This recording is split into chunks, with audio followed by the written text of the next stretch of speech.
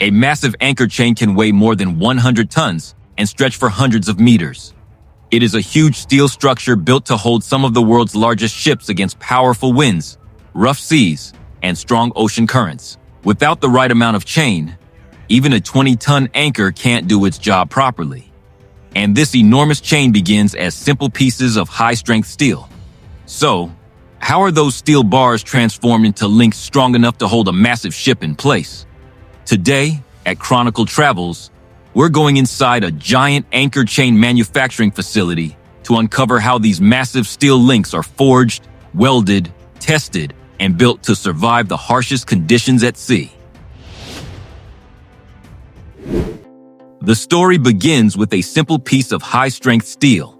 But this ordinary-looking bar is about to undergo a transformation involving extreme heat, hundreds of tons of force, and precision engineering. Using an overhead bridge crane, operators move the heavy bars to the production line, where an automatic band saw cuts them into precisely measured sections. Each piece can weigh more than 100 kilograms, or around 220 pounds, and measure roughly 5 inches thick. But this is only the beginning. The cut sections are transferred to an induction furnace, where a powerful electromagnetic field rapidly heats the steel to around 1,600 degrees Fahrenheit. At that temperature, the rigid steel becomes malleable enough to be shaped under enormous pressure. The glowing piece moves directly into a forming press, where specially designed tooling bends it into a precise J-shaped form. The hot link is then guided through the previous link in the chain. Now, the two links are connected, but the new link is still open. A powerful press pushes the two ends together with hundreds of tons of force, closing the loop. But closing the link isn't enough. The joint must become one continuous piece of steel. That's where resistance butt welding comes in. Two copper electrodes clamp the ends together, while an intense electrical current passes through the joint. The resulting heat melts the contact area and fuses the steel together. The weld is then finished in another press, where excess material, known as flash or burr, is removed. In seconds, a straight steel section has become a massive closed chain link, and the process repeats, heating, forming, connecting, welding, and finishing, until hundreds of individual links become one enormous chain. But there's something inside each link that makes this chain different from an ordinary steel chain. The stud. This solid steel bar runs across the center of the link, helping prevent it from bending or deforming under extreme loads. The studs are manufactured separately. Steel sections are heated to forging temperature and pressed inside a specially designed mold, producing hundreds of precisely shaped studs. Once finished, the studs return to the main production line. The hot chain link is positioned vertically, and a cold stud is inserted through its center. Powerful side presses then squeeze the hot steel around the stud. As the link cools, the steel contracts and grips the stud tightly. Now the basic chain link is complete, but the chain still needs one final connection point, the component that will attach it to the anchor itself. And that's where the anchor shackle comes in. This heavy-duty component connects the chain to the anchor, so it must withstand forces capable of moving thousands of tons of steel. The process begins with a high-strength carbon steel ingot. An industrial saw cuts it into sections, with one piece weighing around 265 pounds. The steel then spends hours in a furnace, reaching more than 2,200 degrees Fahrenheit. At that temperature, it becomes hot enough to forge. The glowing ingot is moved beneath a massive forging press, capable of applying approximately 6,000 tons of force. The press repeatedly compresses the steel, while a powerful manipulator repositions it. Gradually, the rough shape of the shackle begins to appear, including its wider ends and narrower center. But the first forging is only the beginning. The preform returns to the furnace, while workers prepare the final forging die. The die itself must be heated before the red-hot steel arrives. Workers place pieces of burning steel onto the die. Once everything is ready, the glowing shackle preform is removed from the furnace. A team guides it toward a bending machine, where hydraulic arms push against the steel from both sides. The straight preform slowly bends into the characteristic curved shape of the shackle. Before the final forging, pressurized liquid removes the oxide scale that formed during heating. Then the shackle enters the final die. Thousands of tons of force drive the hot steel into every cavity, producing the precise shape of the finished body.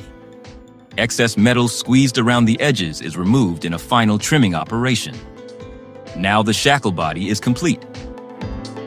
But it still needs its most important hardware, the pin. The pin begins as another steel ingot, weighing approximately 130 pounds. It is heated to forging temperature and positioned beneath a press. A specially shaped die forms the hexagonal head, while the manufacturer's mark and steel grade can be permanently stamped into the metal. Excess material is then removed, leaving the precise shape required for the finished pin. But the pin needs more than precision. It needs strength. So it undergoes a three-stage heat treatment process. First, it is heated above approximately 1,500 degrees Fahrenheit, transforming the internal structure of the steel into austenite. Then it is rapidly quenched in specially formulated oil, creating a much harder structure known as martensite. But extreme hardness can make steel brittle. That's why the final stage is tempering. The pin is reheated to around 400 degrees Fahrenheit, reducing brittleness while improving the balance between hardness and toughness. Now the pin is ready for its final partner, the shackle nut. The nut begins as another steel ingot. It is heated, forged into shape, and punched through the center to create its opening. After cooling, precision machining finishes the outer surfaces and cuts the internal threads. Those threads must match the pin precisely, so the assembly can carry its intended load. The shackle body also receives precision machining around its ear holes, ensuring the pin fits correctly and the load is distributed evenly. Finally, the shackle body receives its own heat treatment cycle of heating, quenching, and tempering. Now the three major components are ready: the shackle body, the pin, and the nut. But before it can face the ocean, there is one final enemy: corrosion. The shackle components are immersed in molten zinc, heated to more than 800 degrees Fahrenheit. This process, known as hot dip galvanizing, creates a protective coating that helps shield the steel from salt water and harsh marine conditions. Excess zinc is then removed from the threaded areas, so the pin and nut can fit together correctly. The components are assembled, and a secondary locking pin is added to prevent the main pin from backing out. Now the anchor chain itself has to prove that it can handle enormous loads. The first step is magnetic particle inspection. Magnetic fields and fluorescent particles reveal tiny surface defects that may be impossible to see with the naked eye. After inspection, the chain goes through controlled heating and cooling to establish its final mechanical properties. Then comes the ultimate test, the tensile test. A complete chain section is placed inside a massive testing machine, capable of generating approximately 24 meganewtons, or more than 2,400 tons of force. The machine begins pulling. The tension rises. Every link and connection is placed under extreme load. The chain must withstand the required force without permanent deformation. Next comes shot blasting. Thousands of small steel particles strike the chain at high speed, removing rust, oxide scale, and other contaminants from the surface. The clean chain is then lowered into a deep pool of water-based asphalt. The coating surrounds the links and creates a flexible barrier against seawater and corrosion. Finally, a unique identification number is permanently stamped onto the chain, allowing the finished section to be traced back through the manufacturing process. Only after the required inspections and tests are complete is the chain approved for service. An overhead crane then lifts the finished section and prepares it for transportation. From a simple steel bar to a finished marine anchoring system, every component is engineered for one of the toughest environments on Earth. This is how anchor chains are actually made. If you enjoyed this journey inside one of the world's most powerful manufacturing processes, leave a like, share the video, and subscribe to Chronicle Travels. Thanks for watching, and I'll see you in the next adventure.